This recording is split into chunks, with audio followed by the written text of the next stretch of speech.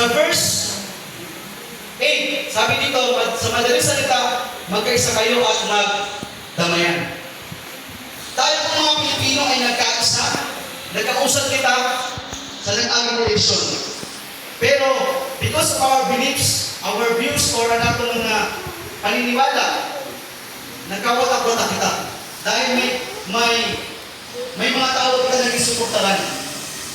So, ano ba, nagkato sa makaliberal, ano ba man naman, nagkato sa, di ba? So, ibig sa nagkawata-wata kita. Pero, tungkol kita po sa eleksyon, dapat kita, bilang mga Pilipino, pag bilang anak sa Diyos, or Christians, dapat magkausap na kita. Amen? Sa tagpuna, sa nag-abi ng mga nag-abi ng eleksyon, iba-iba natin mga kulog. May dilawan, may ula, may blue. Pero tapos ng eleksyon, yan na, dapat kita magkausap. Na kung sino man ang mamumuno sa aton, kung ano man ang iyang plano, dapat natin suportaran. Amen? Amen. Ano sa institution o ano sa organization, di siya magtatagumpay kung walang pag-uusap. Example po sa ng basketball. Even sa team, maghusay ang mga players. Pero pag walang pag-uusap, di magagana ang team. Di ba po? Ano man sa aton, bilang mga anak ng Diyos at bilang mamayang Pilipino, dapat magkausap kita. Kung ano ang mga programa o kung ano man ang plano sa mga tao na mamumuno sa aton. Amen? Amen. Amen ba? So dapat kita makapag-engage. Makita po nila na sa aton dapat kita nagpag-usap sa inda. Na naman ang mga plano nila. Okay? So sa dili sa Biblia, bago po natin administrasyon.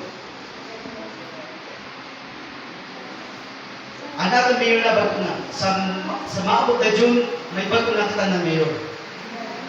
Yun na, I encourage you.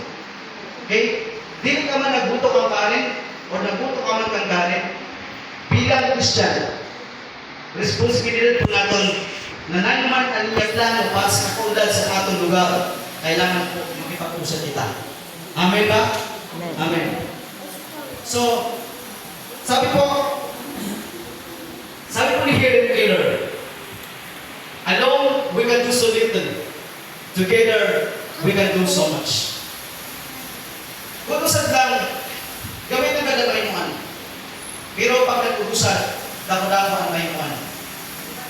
So, ano man sa aton? Gusto ba natin umalat na natong bayan? Amen. Magkipag-usad po kita. Kung gusto natin makita ang progreso,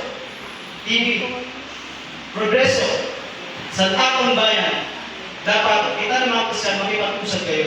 Makita sa aton ang unity. Amen? Pwede ko yung nagdumduma sa atong tiyo na kagawad. Sabi na, kung sa pagsilig mo usad lang na tao silig, nag-iwi lang, hindi ko agad makadar sa takip. Pero kung tanan o damdaman ng mga iwi kag ibukus mo, makadara kagad sa takip. Kag malilinis ang imong natag. Ang man sa aton. Kailangan natin mag-uusap. Amen? So, sabi sa awal 173 verse 1, napakaligaya at kamahanga sa ating pagmasid ang nagkakasat laging sama-sama ng magkakapatid. There is power in unity. May kapangyarihan ang unity. Kasi, pag kita nagkausap, ang plano, ang pangarap natin, o ang vision natin, maabot kayo natin. Kasi dahil nagkakausap kita. Kaya po, I encourage you na hindi mo man gusto ang nasa posisyon sugat, ang maaaring mumuno sa aton, pero dapat may pakita natin sa inda ang aton pakipag-usap. Amen? Amen. Number 2, sa pagmamagitan ng